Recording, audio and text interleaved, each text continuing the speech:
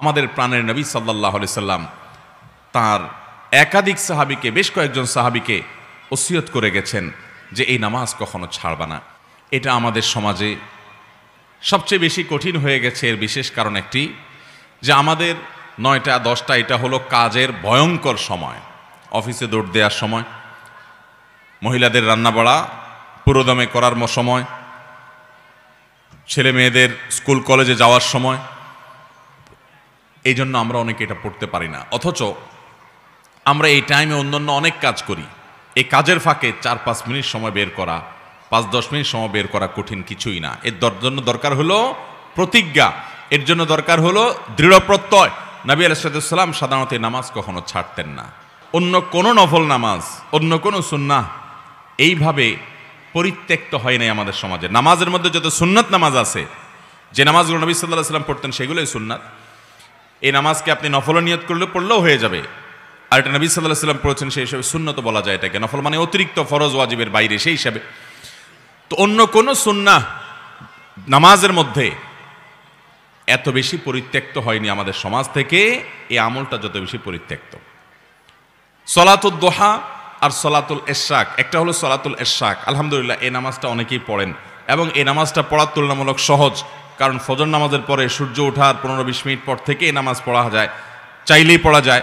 2 রাকাত 4 রাকাত নামাজ পড়া যায় যদি ফজর নামাজের পরে কেউ নিজ জায়গায় বসে থেকে জিকির আজকার তাসবিহ তেলাওয়াত ইত্যাদি করতে থাকে, এবং এরপরে সূর্য ওঠা কিছুক্ষণ পর অর্থাৎ 20 মিনিট পর যদি কেউ এই নামাজ পড়ে সলাতুল ইশরাক, তো আল্লাহ রাব্বুল আলামিন তাকে একটা পরিপূর্ণ, আল্লাহর কাছে পূর্ণাঙ্গ হজের সওয়াব আল্লাহ তাআলা দান করেন। পরিপূর্ণ আল্লাহ রাব্বুল আলামিন বাইতুল্লাহ জিয়ারতের সওয়াব আল্লাহ তাআলা তাকে দান করবেন। অতএব ভাইরা আমার, এই সলাতুদ দোহা সলাতুল ইশরাক আদায় করবো তো ইনশাআল্লাহ। অনেক মুহাক্কিক উলামায়ে কেরাম সলাতুদ দোহা আর ইশরাককে একই নামাজ বলেছেন, তবে নবী রাসূলুল্লাহ সাল্লাল্লাহু আলাইহি ওয়াসাল্লাম হাদিস থেকে দেখলে বোঝা যায় যে সলাতুল ইশরাকটা হলো সূর্য ওঠার পর 20 মিনিট পরেই, আর সলাতুদ দোহাটা হলো আরও কিছুক্ষণ পরে। তাহলে দুইটাকে আলাদা করে পড়লে আমাদের আমলের পরিমাণও বাড়লো এবং বিভিন্ন হাদিস থেকে সেটি বোঝাও যায়। এই নামাজটা কখন পড়তে হয়? এই নামাজটা পড়তে হয় সূর্য যখন তেতে যায়, সূর্যের উত্তাপে যখন বালি মাটি একটু গরম হতে লাগে, তখন থেকে নিয়ে জোহরের ওয়াক্ত হওয়ার আগ পর্যন্ত। এটা গরমের সিজনে এক টাইম হয়, শীতের সিজনে আরেক টাইম হয়, কারণ গরমের সময় সূর্য এক সময় উঠে, শীতের সময় সূর্য আরেক সময় উঠে। আনুমানিক বেশিরভাগ সিজনে দেখবেন আপনি 8টা 8:30টার পর থেকে নিয়ে আপনার জোহরের আগ পর্যন্ত এই টাইমটাতে বালু তেতে যায়। কখনো একটু দেরি হয়, 9টা বাজে, বা কখনো একটু আগে হয়। তো এই 9টা 10টা 10:30 এই টাইমগুলোতে জোহরের ওয়াক্ত হওয়ার আগ পর্যন্ত 4 রাকাত নামাজ, কোনো কোনো বর্ণায় অবশ্য 2 রাকাতের কথা বলা হয়েছে, কিন্তু বেশিরভাগ বর্ণায় 4 রাকাতের কথা বলা হয়েছে। আবার অনেক বর্ণায় 8 রাকাতের কথা বর্ণিত হয়েছে। 2 রাকাত করে পড়তে পারেন। সলাতুল লাইলি ওয়ান নাহারি মাসনা মাসনা, নবী সাল্লাল্লাহু আলাইহি ওয়াসাল্লাম বলেছেন রাত এবং দিনের নামাজ হলো 2 রাকাত করে, নফল নামাজগুলো 2 রাকাত করে পড়ে উত্তম। যাই হোক, অনেক উলামায়ে কেরাম 4 রাকাত একসাথে করার কথাও বলেন। 2টা আকওয়াল আছে আমাদের মধ্যে, 2টা কওলি আছে। যাই হোক, তো চারটের নামাজ হিসাবে আপনি 9টা 10টার দিকে কমপক্ষে 4 রাকাত নামাজ পড়বেন। কোনো সূরা নির্ধারিত নাই, যেই কোনো সূরা দিয়ে পড়তে পারেন, সূরা ফাতিহার সাথে আরেকটা সূরা মিলিয়ে। এরপরে আপনি অন্য সব নামাজের যে নিয়ম আছে ঠিক একই নিয়ম, বিশেষ কোনো নিয়ত নাই। আমি সলাতুদ দোহা পড়তেছি, চারটের নামাজ পড়তেছি, যে নামাজ আমার পুরো শরীরের প্রতিটি অঙ্গ প্রত্যঙ্গ, প্রতিটি জয়েন্ট জোড়া থেকে এই নামাজটাই যথেষ্ট হয়ে যাবে, আমি সেই নামাজ পড়ছি।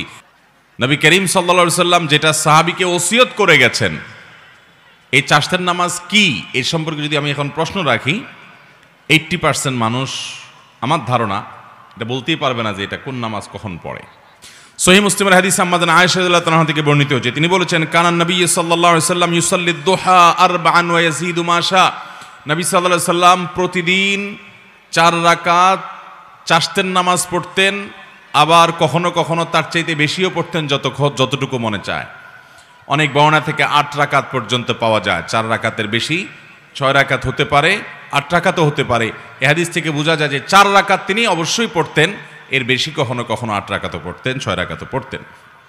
সহিহ মুসলিমের হাদিসে আসছে, আবু যর গিফারি রাদিয়াল্লাহু তাআলা বর্ণনা করেছেন, নবী করিম সাল্লাল্লাহু আলাইহি ওয়াসাল্লাম বলেছেন, আল্লাহ রাব্বুল আলামিন আমাদের শরীরে যতগুলো অঙ্গ প্রত্যঙ্গ দিয়েছেন, যতগুলো জোড়া দিয়েছেন, এই প্রত্যেকটি জয়েন্ট এই প্রত্যেকটি জোড়া আল্লাহর পক্ষ থেকে অনেক বড় অনুগ্রহ। প্রতিদিন এই জোড়া ঠিক থাকার কারণে আমরা মুভমেন্ট ঠিকমতো করতে পারছি, চলাফেরা ঠিকমতো করতে পারছি, অসুবিধা হচ্ছে না। এই যে আল্লাহ তাআলার এত বিশাল বড় নেয়ামত আমরা লাভ করতে পারলাম, সেজন্য প্রতিটি জোড়া, প্রতিটি অঙ্গের তরফ থেকে প্রতিদিন আমাদের সাদাকা করা উচিত। আমরা একবার সুবহানাল্লাহ বললে একটি জোড়া, একটা জয়েন্টের পক্ষ থেকে, অঙ্গের পক্ষ থেকে সাদাকা হয়, এর পক্ষ থেকে আল্লাহর শুকরিয়া আদায় করা হয়। একবার আলহামদুলিল্লাহ বললে, একবার সুবহানাল্লাহ বললে, একবার আল্লাহু আকবার বললে, একটা ভালো কাজ করলে, একটু দান সাদাকা করলে, কাউকে অন্যায় কাজ থেকে বাধা দিলে, কাউকে কোনো ভালো কাজের নির্দেশ করলে, এই প্রত্যেকটি ভালো কাজ মানুষের প্রতিটা শরীরের প্রতিটি জয়েন্ট থেকে সাদাকা হয়। এই যে মানুষের শরীরের শত শত জয়েন্ট, এই জয়েন্ট এবং জোড়া, এই অঙ্গ প্রত্যঙ্গগুলো থেকে প্রত্যেকটি থেকে আলাদা আলাদা করে প্রতিদিন যদি সাদাকা দিতে হয়, তাহলে কি পরিমাণ নেকামল করা লাগবে। এই হাদিসে নবী সাল্লাল্লাহু আলাইহি ওয়াসাল্লাম বলেছেন, মানুষের শরীরের প্রতিটি জয়েন্ট, জোড়া, প্রতিটি অঙ্গ প্রত্যঙ্গ থেকে একটি কাজ প্রত্যেকটির তরফ থেকে সাদাকা করার, শুকরিয়া আদায় করার কাজ করে দেয়। সেটা হলো যদি কেউ সলাতুদ দুহা বা চাশতের নামাজ পড়ে, তাহলে এই একটি কাজ তার শরীরের সমস্ত জয়েন্টের তরফ থেকে সাদাকা হয়ে যায়।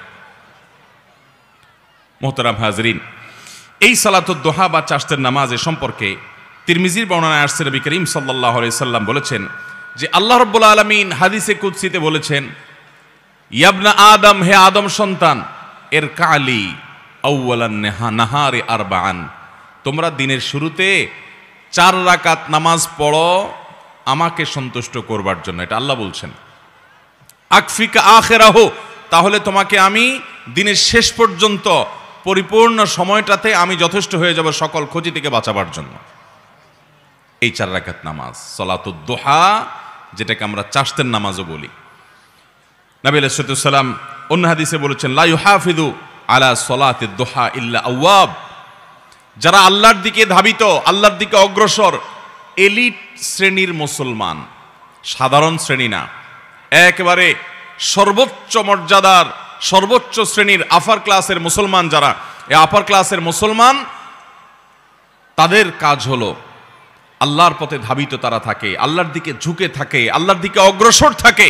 এই আওয়াব শ্রেণীর বান্দা, আপার ক্লাসের মুসলমানদের আমল হলো চাশতের নামাজ। এটা সাধারণ মুসলমানরা পারে না। এই জন্য নবী সাল্লাল্লাহু আলাইহি ওয়াসাল্লাম এটার নাম দিচ্ছেন ওয়াহিয়া সলাতুল আওয়াবিন। এটা হলো আওয়াবিনের নামাজ, অর্থাৎ আল্লাহর দিকে যারা ধাবিত থাকে তাদের নামাজ সলাতুদ দুহা। আমাদের প্রাণের নবী সাল্লাল্লাহু আলাইহি সাল্লাম তার একাধিক সাহাবীকে, বেশ কয়েকজন সাহাবীকে ওসিয়ত করে গেছেন যে এই নামাজ কখনো ছাড়বা না।